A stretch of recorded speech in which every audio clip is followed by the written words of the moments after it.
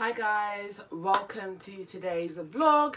I've just showered, etc. I'm still doing my hair because these canes are looking very messy.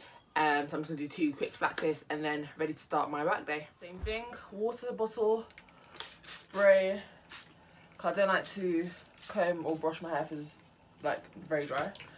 I'm not spraying it so it's damp. I'm spraying it so it's I'm not spraying it so it's wet. I'm spraying it so that it's damp.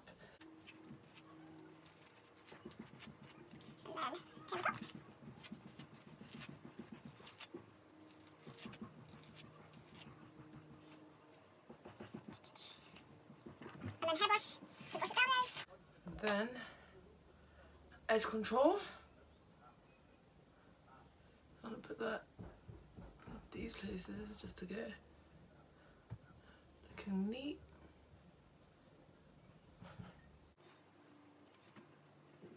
And then a little comb. We can use a clip brush, but I'm not standing up, so. And that's practicing a little bit of direction. I kind of struggle with this side a little bit.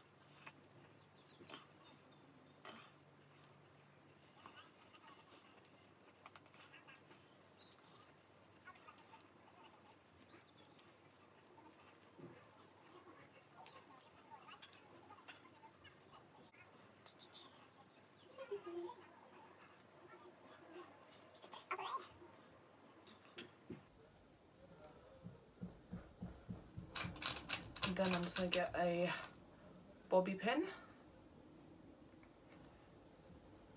Take the twist and just bring it around to the other side.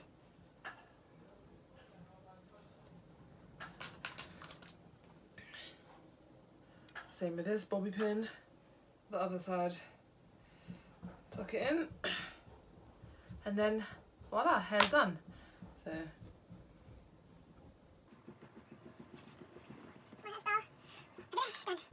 Hello beautiful people, I am on my lunch break. I'm going with my dad to his workplace to sort out his laptop because he's having some issues connecting. They basically gave him a laptop and they're meant to connect at the head office first, but then they didn't sort him out there, so we're gonna just go do it now together quickly. Yeah, Dad, say hi. Hello. Try to log onto your email as well.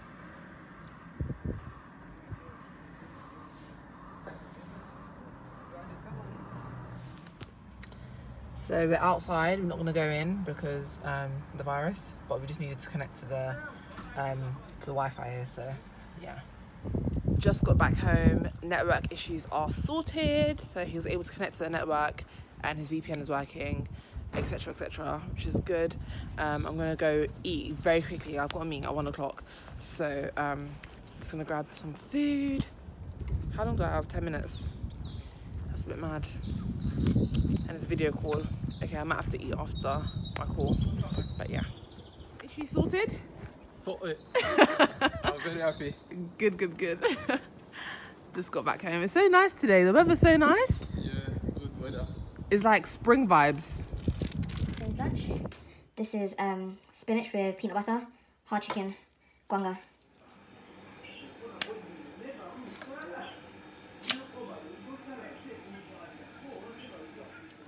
Hi guys, coming to you with 5 PM news. So we've just watched the Chancellor give us an update. Basically today we were waiting for the updates in regards to self-employment. So that was really interesting. I've written down some notes just so I don't forget the key points. So obviously he reiterated the business interruption loan, which is a loan that businesses can get and you don't have to pay it back for 12 months, but it is a loan. He also spoke about the grants of up to 25k. And for self-employed people, a good website to go to if you want to find out more information is businesssupport.gov.uk, which I will link below just if you want to have a look. But in regards to the actual self-employment income support scheme that he spoke about today, he basically said that it will be a grant. You're able to get this grant for up to 3 months, and the grant amount that you get is 80% of your business profit. And how your business profit is calculated is your profits in the past 3 years, they basically average that. However, if you make a profit of more than 50k, you don't get anything in terms of you can't get this grant because you're clearly making enough money.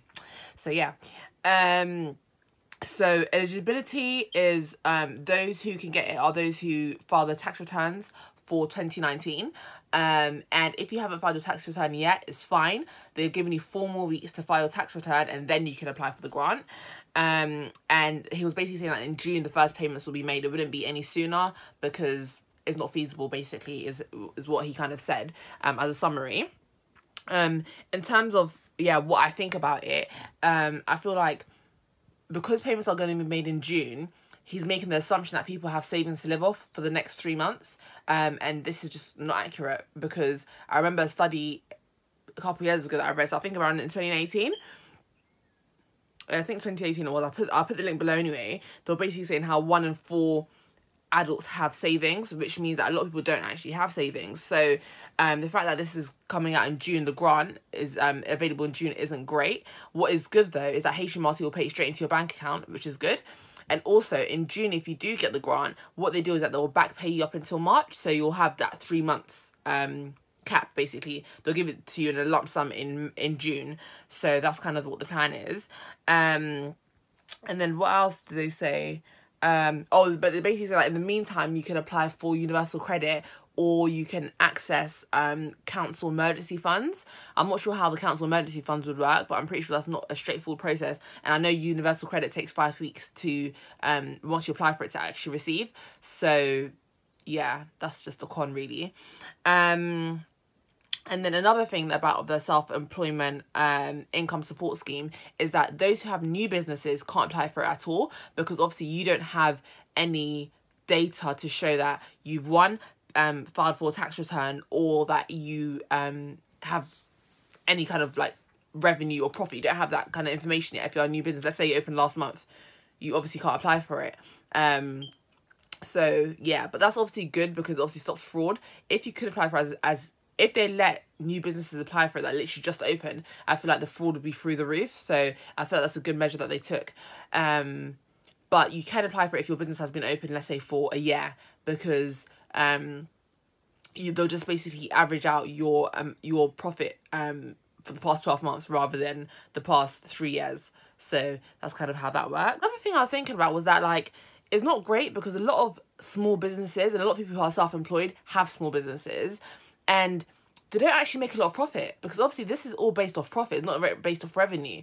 So I'm just thinking in my head, like, how many small businesses actually make a decent amount of profit? Like, I don't think there's a lot. So even them saying that, oh, you know, obviously the cap is 50k, is like, those who even reach that ceiling, I just don't feel like it's going to be a lot of people. So I feel like a lot of people won't be actually getting that much support, because they're just simply not making a lot of profit.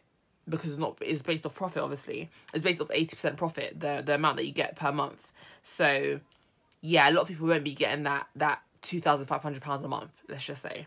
Another thing as well, if you're self-employed, let's say you have a business but you also work full-time, you won't be eligible, because a majority of your income has to be free self-employment to be eligible. So if you have a business, let's say you're a hairstylist and you also work as a chef full-time, you won't be eligible if the majority of your income you get from your chef's income rather than from your hairstyling income. So your business, basically, if you have a side hustle that you're doing, which a lot of people have, you get nothing, which is fair, to be honest, because this is taxpayers' money. So yeah, at least you can still live. At least you still have that job that's kind of holding you up, kind of thing. So yeah. And then another thing as well that I wasn't too excited about is that they calculate your profits over 3 years. And I just feel like, let's say you're a business that's been going for 10 years, you're all good if, you know, every single year has been a good year for you. But let's say you've been a business that has been open just for 3 years. The first year profit is going to significantly drag down your average, simply because a lot of businesses don't actually make profit in the first year. A lot of them don't even break even. So I feel like that first year is going to really drag down your years 2 and 3, where you might have actually done a lot better in terms of profit. So yeah, that was an interesting one. But I guess what's good is that you have time to file your tax returns. In June you will get a lump sum, so you will be backdated, and hopefully that you can survive until June, basically, with, you know, the money you have. But yeah, it's interesting. But I think he just wanted to, the Chancellor really was just basically saying how he wanted to really reassure people, and reassure the self-employed people that they haven't been left behind. That was his like whole phrase, which was interesting. I don't know about reassuring them, but I feel like people probably have mixed views. I feel like it could be better, but at the same time is a difficult one in terms of administration, making sure there's no fraud, and yeah, so it's a difficult one. But yeah, that was basically today's main news point, which was interesting to hear about. I think I'm gonna go on the website, thebusinesssupport.gov.uk, just to like read about it a little bit more. And then I'll probably ask my mum what her plans are and if she'll apply for the grant as a self-employed person. But yeah, interesting.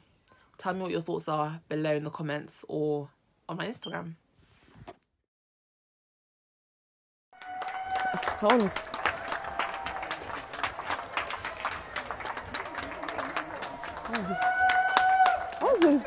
Raw people.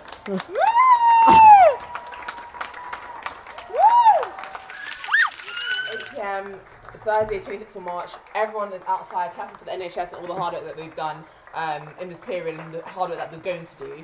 So yeah, we're just out here celebrating a great start.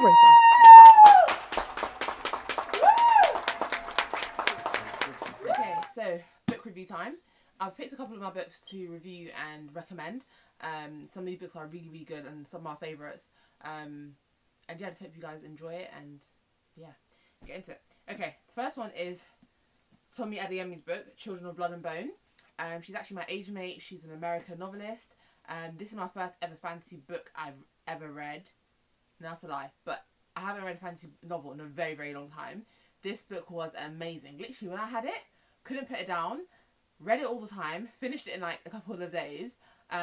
Really good. What do I love about it? Okay, so I love how she presented magic in Africa and Nigeria. The book was based in a made-up city called Orisha. I just love how the magic was presented. I loved how the main villain, how like he was presented in An. Sometimes, you know, he was in conflict, but you can really see like how he grew during the story. I love how Orisha was presented in terms of the city and how they show the different how divide works. So between the Magis and the diviners, you really saw how conflict doesn't work in a city. It was really good to see also the history and how the city kind of developed over time, and also just seeing the different types of magic and learning about that was really interesting from the book.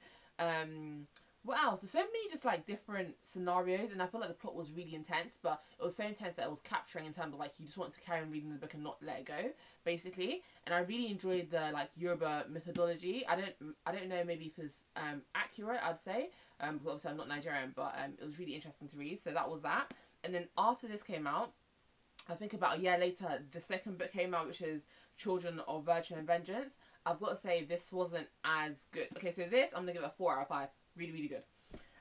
Children of Virtue and Vengeance, it was a bit disappointing.